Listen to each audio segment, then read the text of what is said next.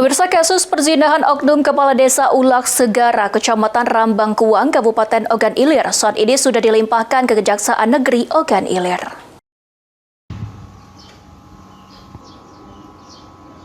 Berkas tersangka kasus perzinahan oknum Kepala Desa Ulak Segara, Kecamatan Rambangkuang, Kabupaten Ogan Ilir, kini telah rampung dan akan dilimpahkan ke Kejaksaan Negeri Ogan Ilir.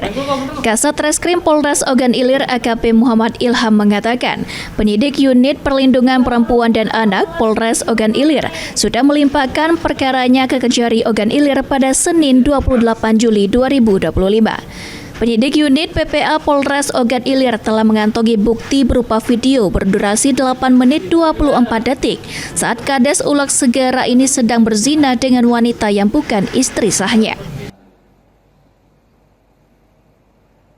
Perzinahan salah satu oknum Kades di Kecamatan Rambangkuang, Kabupaten Ogan Ilir, untuk tahap penanganan penyidikan sudah sampai tahap 2 dan kami sudah melimpahkan berkas perkara, tahanan dan barang bukti ke Kejaksaan Negeri Ogan Ilir.